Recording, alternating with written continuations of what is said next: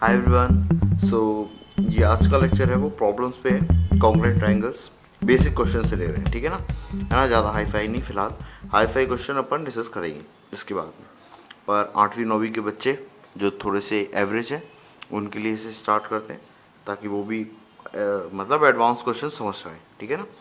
तो सबसे पहले क्या दे रखा है आपको क्वेश्चन में कि एक फिगर दे रखा है एडजेसेंट फिगर, और उसमें क्या क्या चीज़ें इक्वल है वो मैं बता देता हूँ हिंदी में। ए बी किसके इक्वल है, एफ सी के, है ना। ये A B part F C, ये पूरी पूरी साइड नहीं, ए बी और एफ सी इक्वल दे रखा है। और आपको क्या दे रखा है, ई एफ, ये ई एफ और ये बी डी इक्वल दे रखा है, ठीक है। और एंगल ए एफ ई ये वाला एंगल और एंगल सी बी डी ये वाला एंगल इक्वल दे रखा है। तो अब देखो सबसे पहले तो क्या है कि आपको जब भी ऐसा आए तो आपको ओरिएंटेशन पता होना चाहिए फिगर का कि कौन सा पार्ट कौन सी पार्ट के इक्वल है। अब जैसे ई एफ मेरा बी डी के इक्वल है ना, और एंगल एफ मेरा एंगल बी के इक्वल है। अभी आप सोचो अगर ई एफ बी डी के इक्वल होता और एंगल बी ए के इक्वल होता तो मेरी बात नहीं बनती। दिक्कत क्या हो जाती कि जो एंगल एफ है, इधर जो एंगल बी है वो इस साइड से जुड़ा हुआ है, और इधर जो एंगल ए है वो इस साइड के अपोजिट है। तो मेरा क्या होता, जो आपके करस्पॉन्डिंग पार्ट्स हैं, करस्पॉन्डिंग पार्ट कंपेयर नहीं हो रहे होते, तो कॉन्ग्रुएंट प्रूफ करने में प्रॉब्लम आती डेफिनेटली। तो आपको ये ध्यान रखना है करस्पॉन्डिंग पार्ट्स इक्वल होना चाहिए, है ना।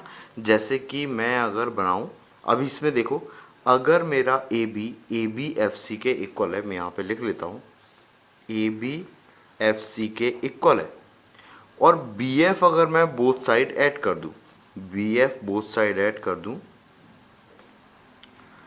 तो F C plus B F, इससे हुआ क्या, A B plus B F क्या बन जाएगा, ए एफ, और F C plus B F बन जाएगा बी सी, है ना। अब अगर मैं इन दोनों ट्राइंगल को देख रहा हूं तो ये दोनों ट्राइंगल कुछ इस तरीके से, है ना। मैं आपको बिल्कुल बेसिक चीज़ें बताते चलता हूँ कि अपन जब भी कॉन्ग्रुएंसी प्रूफ करते हैं तो अपनी जो इनिशियल स्टेप्स हैं वो क्या होती हैं, जिससे कि कोई गलती ना हो, किसी कोई गलती ना हो। आप सबसे पहले एक ट्रायंगल बनाते हो, दूसरे का नामांकन नहीं करते हो। अब इसमें कौन कौन सी इंफॉर्मेशन गिवन है पहले ये देखते हो। तो ये वाले ट्रायंगल में क्या गिवन था, ए बी इक्वल था, बी एफ मैंने एक कंपेयर अंदर करके ए एफ पूरा पिक्चर में ले लिया, तो ए एफ वाला मेरा पूरा पार्ट क्वेश्चन में आ रहा है, ठीक है। अब इसके बाद में एक और कौन सी साइड आ रही है, ई एफ आ रही है, ई एफ आ रही है, और इसके करस्पॉन्डिंग एक एंगल आ रहा है जो कि इन दोनों के बीच का है, इंक्लूडेड एंगल, करस्पॉन्डिंग एंगल नहीं, इंक्लूडेड एंगल, सॉरी, है ना। तो इंक्लूडेड, ये तीन चीज़ें पिक्चर में आ रही हैं। तो अगले वाले ट्राइंगल में यही तीनों चीज़ें मेरी इक्वल होना चाहिए। तो यही मार्क मैं यहाँ पे लगाऊंगा, यही दोनों मार्क मैं यहाँ पे लगाऊंगा, और ये वाला यहाँ पे लगाऊंगा। ये पार्ट मेरे इक्वल आना चाहिए। अब देखो ये इक्वल होने के लिए क्या मेरे पास में ऐसी स्थिति बन रही है ना, देखते हैं। ए एफ किसके इक्वल आ रहा है, बी सी के, तो बी और सी यहाँ पे कोई एक पॉइंट होना चाहिए। अब मैं कैसे डिसाइड करूँ कि बी कौन सा है सी कौन सा है, तो ये एंगल देख लो, एंगल एफ है, एंगल एफ इक्वल है, तो एंगल एफ किसके इक्वल है, एंगल एफ इक्वल है एंगल बी के। तो इसका मतलब ये पॉइंट बी होना चाहिए और ये पॉइंट सी होना चाहिए, है ना। अब ये बी है और ये सी है तो इसको डी होना चाहिए। तो क्या मेरा बी डी इक्वल है ई एफ के, हाँ बी डी इक्वल है मेरे ई एफ के। इसका मतलब मेरा ओरिएंटेशन सही है ना, मेरा ओरिएंटेशन सही है। और एस ए एस प्रॉपर्टी से किससे, मेरा एक और क्या यहाँ पे लिख लेता हूँ, ई एफ किसके इक्वल है, बी डी के। तो इससे मैं क्या बोल सकता हूँ कि मेरे जो एस ए एस प्रॉपर्टी से ये दोनों ट्राइंगल कैसे हो गए, कॉन्ग्रुएंट। तो ये आ गया ए ई एफ, है ना, और congruent to A E F लिया था तो सी डी बी लूँगा, सी डी बी, ये होगा एस ए एस प्रॉपर्टी से कॉन्ग्रुएंट, है ना। अब ये आपको लग रहा होगा कि यार सर ये तो आप इजी क्वेश्चन को और आप डिफ़िकल्ट बता रहे हो। डिफ़िकल्ट नहीं बता रहा हूँ मैं, आपको बेसिक क्वेश्चन को इस तरीके से बता रहा हूँ कि जब आपको कठिन क्वेश्चन आएगा तो आपको ऐसे डील करना है, क्योंकि जब क्वेश्चन टफ आएगा तब ट्राइंगल्स ऐसे सेपरेट नहीं होंगे। हो सकता है एक ही ट्राइंगल में आपके ये दोनों ट्राइंगल बन रहे हो, तो आपको उनको स्प्लिट करते आना चाहिए। ये है मेरा पॉइंट, है ना। तो आपको स्प्लिट करते आना चाहिए और करस्पॉन्डिंग पार्ट सेम करते आना चाहिए, ठीक है। ये बस ध्यान रखना है। अब जब ऐसा हो जाएगा तो मैं इजीली कंपेयर कर सकता हूँ कि हाँ, अब मैं कह सकता हूँ कि अब इसके अलावा सीपीसीटी से कौन कौन से पार्ट इक्वल हो सकते हैं, मतलब corresponding part of congruent triangle से क्या कौन कौन से हो सकते हैं। एक तो ई आपके डी के इक्वल हो सकता है ना। तो आपको कोई कंफ्यूजन नहीं हुआ कि ई सी के इक्वल तो नहीं हो रहा है या ए डी के इक्वल तो नहीं हो रहा है ऐसा। तो ए किसके इक्वल हो रहा होगा, सी के इक्वल हो रहा होगा। एंगल ए एंगल सी के इक्वल हो रहा होगा, और ए ई किसके इक्वल हो रहा होगा, सी डी के। ठीक है, होपफुली ये चीज समझ में आई हो आपको। ठीक है, एक और देखते हैं अपन। हाँ, ये वाला है हमारा अगला प्रश्न। ठीक है, इसमें ये इंग्लिश में लिखा है, मोटे मोटे तौर पे मैं बता देता हूँ आपको हिंदी में क्या बोल रहा है वो, कि पी क्यू आर एस एक क्वाड्रिलेटरल है। टी और यू मैंने पॉइंट लिए हैं दो, पी टी इस पे, पी एस और आर एस पे। ठीक है, अब ये लिए किस तरीके से हैं कि मेरा सबसे पहले तो कि ये पी क्यू और क्यू आर मेरा इक्वल है, ये पी क्यू और क्यू आर इक्वल है। उसके बाद में पी क्यू टी ये वाला एंगल और आर क्यू यू ये वाला एंगल, ये दोनों एंगल इक्वल है, और ये दोनों एंगल भी उसने इक्वल दे रखे हैं। तो एक्चुअली उसने सेपरेटली इक्वल दे रखे हैं। आप इससे ये भी कंक्लूड कर सकते हो कि टोटल एंगल्स भी इक्वल होंगे। भाई इन दोनों को जोड़ दो, इन दोनों को जोड़ दो, तो पी क्यू एस और आर क्यू एस भी मेरे इक्वल होंगे। ठीक है, अब उसने प्रूफ क्या करने के लिए बोला हुआ है, क्यू टी और क्यू यू मेरे इक्वल होंगे, ये क्यू टी और ये क्यू यू इक्वल होना चाहिए। अभी क्यू टी और क्यू यू कौन से दो ट्राइंगल के पार्ट आ रहे हैं, मेरे को अगर इक्वल प्रूफ करना है, मतलब सिंपल सा है, दो ट्राइंगल कॉन्ग्रुएंट प्रूफ करो और उनका रिजल्ट होता है कि भाई उनके करस्पॉन्डिंग एंगल्स और करस्पॉन्डिंग साइड्स क्या होती हैं, इक्वल। तो आपका एम क्या है, ट्राइंगल को कॉन्ग्रुएंट प्रूफ करना। ठीक है, तो अब क्यू टी और क्यू यू ऐसे कौन से ट्राइंगल्स के पार्ट बन रहे हैं। तो सबसे पहले तो एक पॉसिबिलिटी क्या है, पी क्यू टी का क्यू टी एक साइड है और आर क्यू यू का एक क्यू यू एक साइड है। मतलब अगर मैंने इन दोनों ट्राइंगल को प्रूफ कर दिया तो हो जाएगा। अब क्या मैं ऐसा कर सकता हूँ, तो मेरे पास में एक एंगल तो इक्वल है, कोई दिक्कत नहीं है, एक साइड भी इक्वल है। बची हुई चीज़ों की बात करूँ, क्या ये एंगल के इक्वल है, नहीं, है ना। अभी इक्वल नहीं है तो थोड़ी सी दिक्कत बढ़ गई। आगे चलते हैं, क्यू टी क्यू यू के इक्वल है, नहीं, अरे वो तो प्रूफ करना ही है मेरे को। अगर वो इक्वल होते तो फिर अब मैं, वो इक्वल अगर होते तो आगे बढ़ने की ज़रूरत ही नहीं है मुझे, है ना, कुछ करने की ज़रूरत ही नहीं है। उसके बाद में क्या ये एंगल के इक्वल है, नहीं, ये भी इक्वल नहीं है। और पी टी आर यू के इक्वल है, नहीं, ये भी नहीं है ना। और इनको क्या इक्वल करना अभी फ़िलहाल आसान है क्या, नहीं, फ़िलहाल इनको भी कंपेयर करना थोड़ा सा डिफ़िकल्ट है। लेकिन आप ध्यान दोगे तो ये जो Q T S Q U S, इन ट्राइंगल्स में क्यू टी और क्यू यू पार्ट्स हैं। इन दोनों ट्राइंगल्स को अगर मैं कॉन्ग्रुएंट प्रूफ करूं तो हो जाएगा। अभी इन दोनों करने जाऊंगा फिर भी नहीं होंगे। क्यू एस कॉमन आ रहा है, ये एंगल कॉमन आ रहा है, सॉरी इक्वल आ रहा है, बचे हुए पार्ट में कुछ कॉमन नहीं आ रहा है। अब जैसे यू एस और टी एस है, ये भी आपके क्या है, पार्ट्स हैं, इस पूरी साइड का एक पार्ट है, ये पूरी साइड का एक पार्ट है। तो इनको भी कंपेयर करने में दिक्कत आएगी। हाँ, लेकिन ऐसा कुछ लग रहा है मेरे को कि ये वाला एंगल और ये वाला एंगल, ये दोनों एंगल को मैं इक्वल प्रूफ कर सकता हूँ। कैसे, मैं अगर क्यू एस पी ट्राइंगल और क्यू एस आर ट्राइंगल को कंपेयर कर लूँ, तो अगर मैंने इन दोनों ट्राइंगल को कंपेयर किया ना, तो डेफिनेटली कुछ ना कुछ बात बन सकती है। ठीक है, तो मैं सबसे पहले लिखता हूँ कौन सा, ट्राइंगल पी क्यू एस, और मैं लिख रहा हूँ ट्राइंगल पी क्यू एस लिखा है तो आर क्यू एस, है ना। ऐसा क्यों कर रहे हैं, ओरिएंटेशन सेम रखना चाहता हूँ। ओरिएंटेशन सेम रखने की आदत बनी तो आगे चल के दिक्कत नहीं आएगी। अब इसमें आप देखो, सबसे पहले अपन देख लेते हैं कि क्यू आर और पी क्यू इक्वल है। तो अपना पी क्यू और क्यू आर मेरे इक्वल है। इसकी वजह क्या है? गिवन। अपनी साइड्स ये कैसी है कि भाई गिवन है, तो है ना। उसके बाद ये एंगल जो है R Q S equal to कितना है? R Q S P Q S के इक्वल है। अभी बताया था आपको भाई, क्यों? क्योंकि ये वाला ये इक्वल है, ये वाला के इक्वल है, तो इन दोनों का सम इन दोनों के सम के इक्वल होगा। तो ये दोनों एंगल भी इक्वल है। और क्यू एस साइड मेरी कॉमन है। क्यू एस साइड मेरी क्या है? कॉमन। तो यहां पे आप क्या ले सकते हो? कॉमन। ठीक है।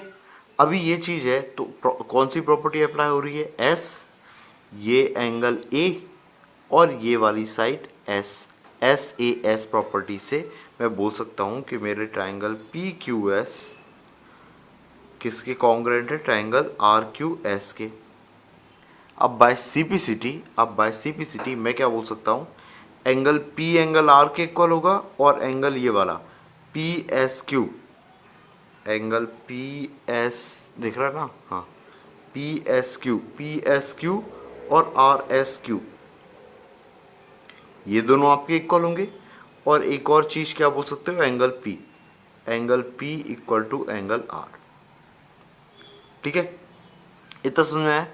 अब आप इन दोनों में से कोई सा भी एक रिजल्ट ले लो और ट्राइंगल्स को प्रूव कर दो। अगर आप ये वाला रिलेशन लेना चाहते हो तो ये वाले के लिए आप कौन से दो ट्राइंगल को कंपेयर कर लो? ट्राइंगल क्यू टी एस और ट्राइंगल क्यू यू एस को, है ना। तो उसमें क्या होगा? आप अगर क्यू टी एस और क्यू यू एस को कंपेयर करने जाओगे तो आपको क्या पता है? ये एंगल और ये एंगल इक्वल है ही सही, है ना। ये एंगल के इक्वल है और ये कॉमन साइड आपकी आ रही है। तो ये दोनों ट्राइंगल कॉन्ग्रुएंट हो गए। इससे आपकी करस्पॉन्डिंग साइड्स क्या हो जाएंगी? इक्वल। अगर आप इन दोनों को लेना चाहते हो तो सेम, अगर आप पी और आर को लेना चाहते हो तो आप ये वाले दो ट्राइंगल ले लो, पी क्यू टी। अगर ये वाला लेना चाहते हो तो पी क्यू टी और आर क्यू यू को ले लो। तो उन दोनों को आप कॉन्ग्रुएंट प्रूफ करके ये रिजल्ट प्रूफ कर सकते हो। ठीक है, तो ये आपकी इच्छा है। ठीक है, तो इस तरीके से था। अब देखिए इसमें ट्राइंगल्स क्या है? अंदर है, तो आपको ओरिएंटेशन पता होना चाहिए। और इसलिए मैं ओरिएंटेशन पे ज़्यादा फोकस कर रहा था कि आपको ओरिएंटेशन पता होना चाहिए। दूसरी चीज़, सोचने का तरीका पता होना चाहिए, है ना, कि कौन से ट्राइंगल्स मेरे को कंपेयर करना है। देखिए ऐसा नहीं है कि क्वेश्चन इजी है या डिफिकल्ट है। बात यह है कि अगर आपका एक्स्ट्रा टाइम खर्च हुआ तो वो कंपटीशन में आपको पीछे करता है ना। क्वेश्चन बनता तो है डेफिनेटली, पर आपका क्वेश्चन अगर ज़्यादा टाइम कंज्यूम कर रहा है, आप अगर सोचने में ज़्यादा टाइम व्यतीत कर रहे हो, तो डेफिनेटली कहीं ना कहीं आपको लॉस तो हो रहा है ना। इनडायरेक्टली आपको लॉस तो हो रहा है। ठीक है, तो कोशिश करो कि आप सोचो थोड़ा सा क्विकली कि आपको कौन सा पार्ट पिकअप करना है। जैसे आपको यहाँ पे पकड़ में आना चाहिए कौन सा ट्राइंगल आपको सबसे पहले कॉन्ग्रुएंट प्रूफ करना है। जैसे मेरे को ये और ये दिख रहे थे, ये और ये दिख रहे थे, पर हमने दोनों को नहीं किया, हमने बड़े वाले ट्राइंगल्स को कॉन्ग्रुएंट प्रूफ किया, पी क्यू एस और आर क्यू एस, उनके रिजल्ट से अंदर वाले ट्राइंगल्स को कंपेयर किया। ठीक है, एक और देखते हैं। हाँ, ये है मेरा अगला प्रश्न। अच्छा है ये, ठीक है। ए सी इक्वल टू ए, आप भी ट्राई कर सकते हैं इसको। ए सी आपका ए ई के इक्वल दे रखा है, ये ए सी ये ए ई के इक्वल दे रखा है, ये मैंने सिंगल सिंगल मार्क लगा रखे हैं।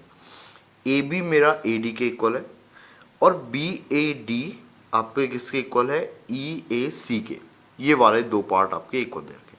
उसने क्या बोला है? B C equal to D E आपको प्रूफ करना है। क्या प्रूफ करना है? B C equal to D E, है ना। अब जब भी आपको ऐसा प्रूफ करना हो तो सबसे पहले तो आपको ऐसे ट्राइंगल देखना चाहिए जिसमें बी सी और डी ई आ रहा हो। तो आप ऐसा एक ट्राइंगल देखो जिसमें बी सी एक साइड आ रही हो आपकी। ठीक है, तो अगर मैं बी सी वाला एक ट्राइंगल देखूं तो ये मिल रहा है ए बी सी। ये बना देता हूं मैं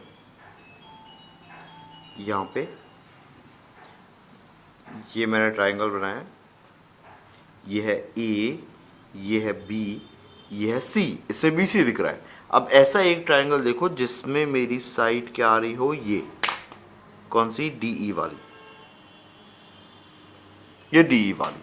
तो डीई वाली साइड वाला ट्राइंगल दिख रहा है मेरे को ए डी ई।